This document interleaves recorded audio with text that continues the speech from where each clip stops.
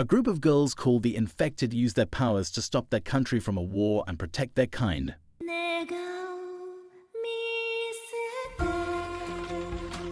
An abandoned nomadic city was discovered in the outskirts of 𝐒𝐿𝐼. Rhodes Island will perform on-site reconnaissance in the area, locate any survivors, and treat any infected. A squad of girls walks through a broken-down city and swiftly takes care of some attackers before moving forward. A masked girl remarks that it didn't work out and admits she was expecting a bit more of them, so 𝐒𝐂𝐑𝐈𝐍𝐊 says 𝐒𝐈𝐍𝐿 is a strong girl, but no matter how something is, it's bound to eventually shatter under constant pressure, so she would like her to stay by 𝐒𝐈𝐍𝐿's side in order to avoid that. She says she has another request and asks her to let her know if she sees even the smallest change, since it's very important for her health. As it's raining, 𝐒𝐈𝐍𝐿 dejectedly walks through a street, inwardly remarking that the infected are those who were robbed of their identities, famine, persecution, the suffering of death. She admits there was no way to save them and realizes she can't do anything. Upon returning, she notices the doctor waiting for her, and as they're walking, she admits she should have fought Misha, but she couldn't and wasted the time Madame Chen had given her. She acknowledges that she's weak before the other girls arrive and tell her to be a good girl since they got to get back. As they're on their way, they notice that the temperature has gone down and report to Dr. 𝐒𝐿𝐼𝐍𝐿 about it before the reunion's leader. Mephisto notices them and decides to deal with them first. 𝐒𝐈𝐍𝐿 comes back to find out that they've lost all communication with Frostleaf's squad and rushes to their aid. As they start heading in, Madame Chen suddenly senses someone and rushes in, so 𝐒𝐈𝐍𝐿 goes after her and says they have to get to an area with less originium to avoid getting an infection. They find Frostleaf and the rest of the squad, but Mephisto orders an entire building to be burnt down to lure them out. Dr. 𝐒𝐿𝐼𝐍𝐿 hurriedly tells 𝐒𝐈𝐍𝐿 to not look that way, but she tells her that it's fine as she isn't the weak girl she was back then. 𝐒𝐈𝐍𝐿 bravely approaches him and asks if this is his doing, which he agrees to, and says nothing else makes them bow down, but 𝐒𝐈𝐍𝐿 declares that Rhodes Islands will never bow down to him. It suddenly starts and snowing, a wall of ice surrounds them, seeing which Frostleaf hurries to her side and says they got to retreat, but a girl slowly starts approaching them as Mephisto calls her Frostnova, the real star of the show and the queen of the Yetis. They see the Yeti squadron standing behind Frostnova before Mephisto says that was his greatest masterpiece, and explains that those who pursued the infected for several years cut the link to the nomadic city and ran away as fast as they could, being a bunch of cowards who'd abandoned their people to save themselves. He declares that this is why he's passing judgment on them, and that this was a symbol telling the land about the justice that is reunion, a symbol of Terra. Frostleaf angrily takes out her weapon and says those who don't respect the sanctity of life cannot pass on judgment to others, but 𝐒𝐈𝐍𝐿 asks her to calm down, seeing which he sarcastically remarks that the bunny has tamed her before Frostnova angrily tells him that she should throw him into the very symbol he created before the others throw a smoke bomb, allowing 𝐒𝐈𝐍𝐿 and Frostleaf to join up with them so that they can retreat. As they're taking shelter in a closed-down apartment, they hurriedly comfort Jessica, who's blaming herself for what happened.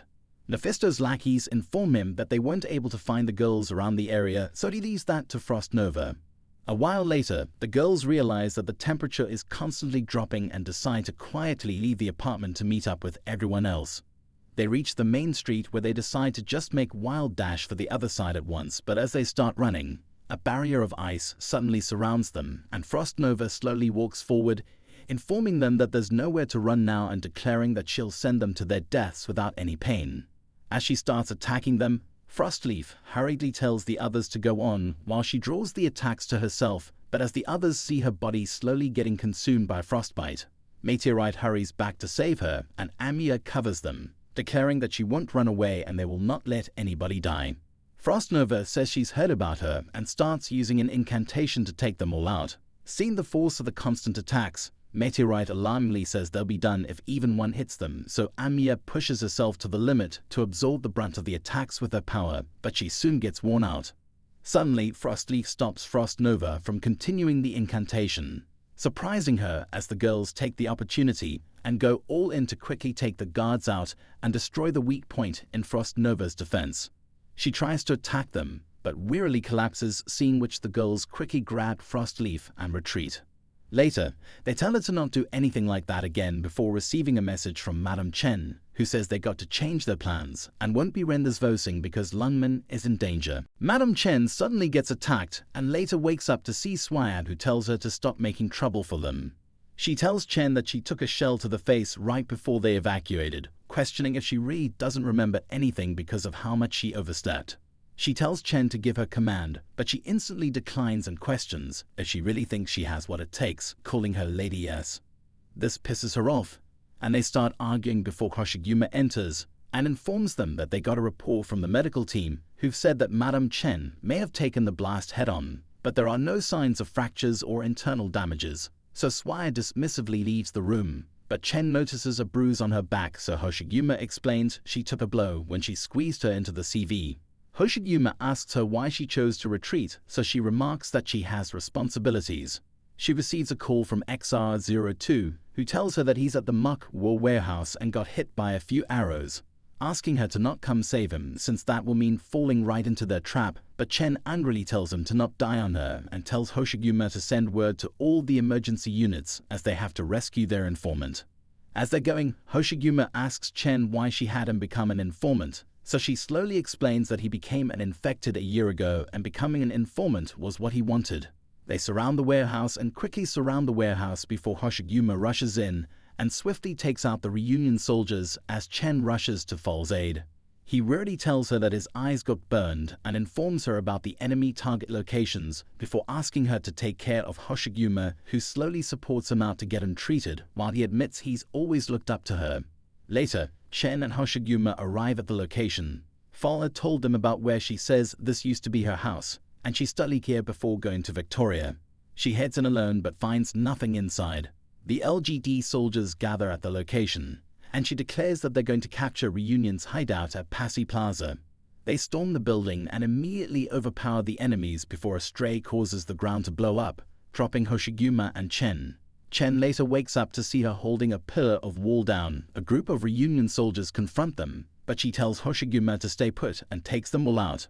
Later, Swayad tells her off and explains to her that life is precious before Chen gathers the troops to commence recapturing the LGD building. Mephisto watches the crowd of soldiers and tells Faust they're his prey, but Faust tells him that they lose Passy Plaza and to not underestimate the head of LGD. But Mephisto tells him to not worry as they're prepared to take them on. He'll send them straight from their fleeting victory to the depths of despair. All units move into the building but find it deserted, so Chen has the security system restarted and tells the soldiers to find out where the enemy is through the surveillance cameras.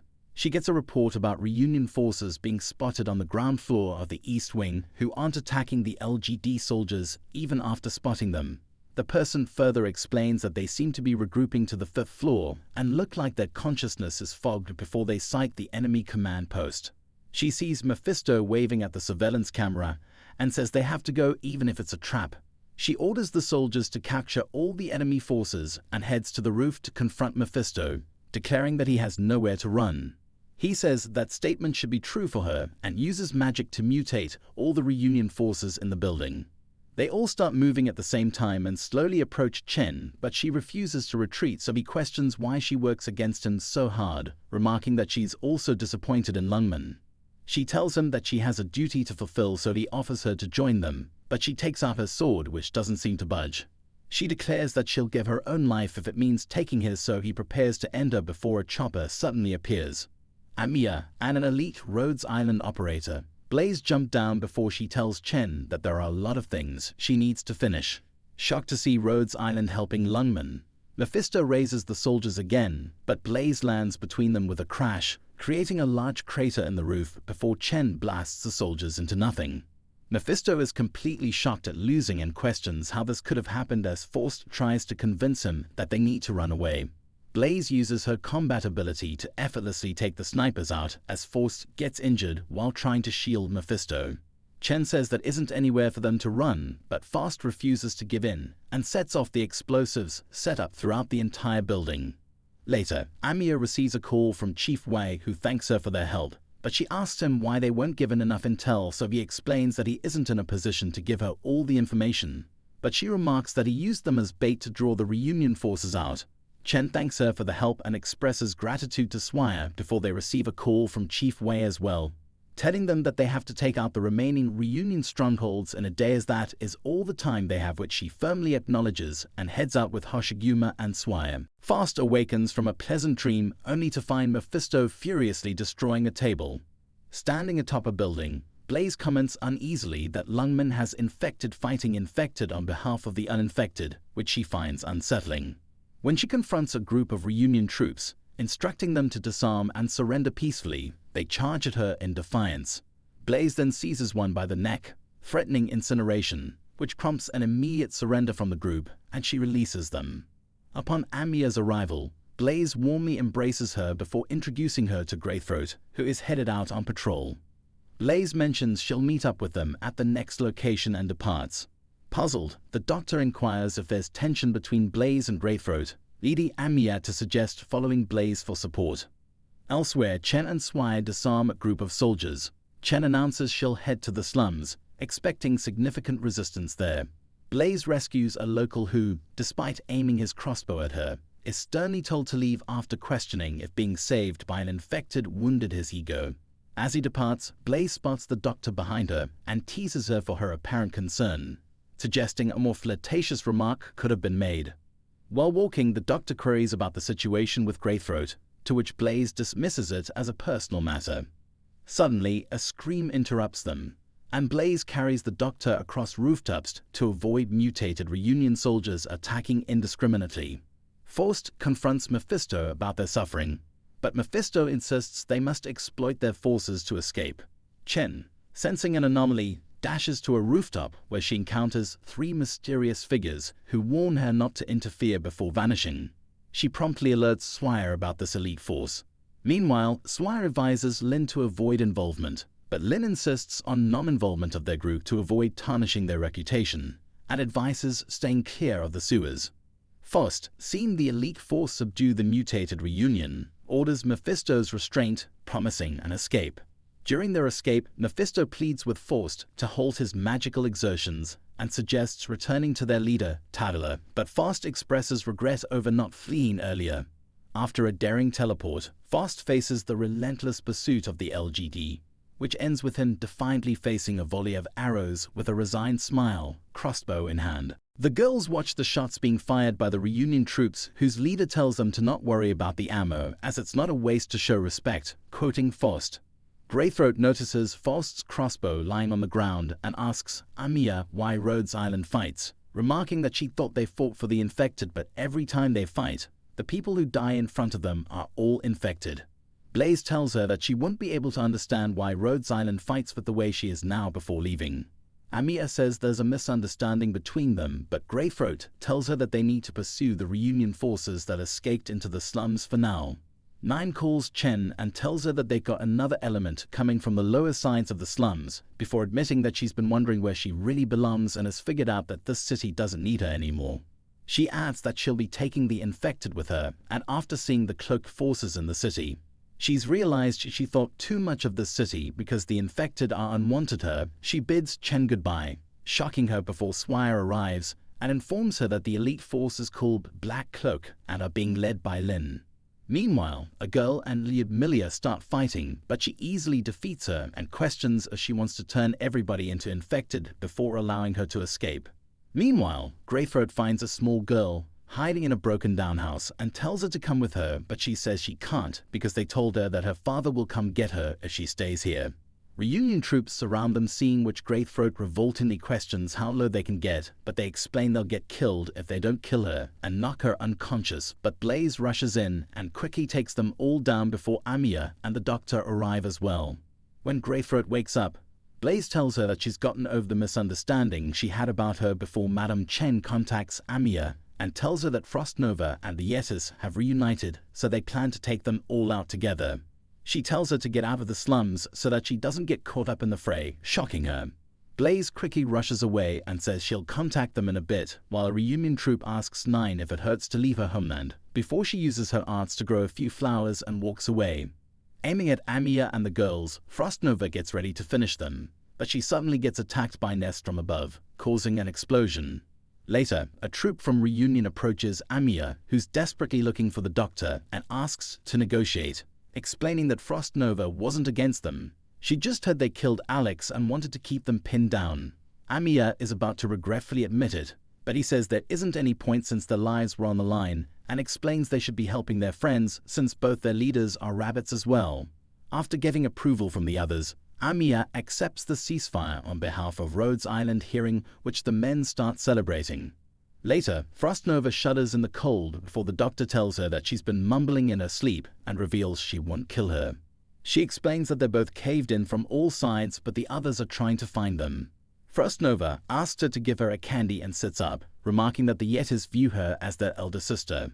She tells her about a girl she met long before and says she's changed a lot after that, asking if all that time was for nothing before telling the doctor that that girl is planning to take Lungmen and turn it into a city of infected. Surprised, the doctor asks why she would tell that to her enemy, so she remarks that her eyes don't look like an executioner's. The doctor is about to consolingly touch her, but she reveals her body transcends the cold of winter, and the candies are the only thing that warm her from inside. The doctor says she shouldn't use her arts anymore, but she tells her that she doesn't have much time left regardless of her powers. The Yetis and Amiya manage to get the two out, after which Frost Nova gives Frostleaf a remedy for the frostbite and leaves after Blaze tells the Yetis to let her have some of the drink from the flask they carry around.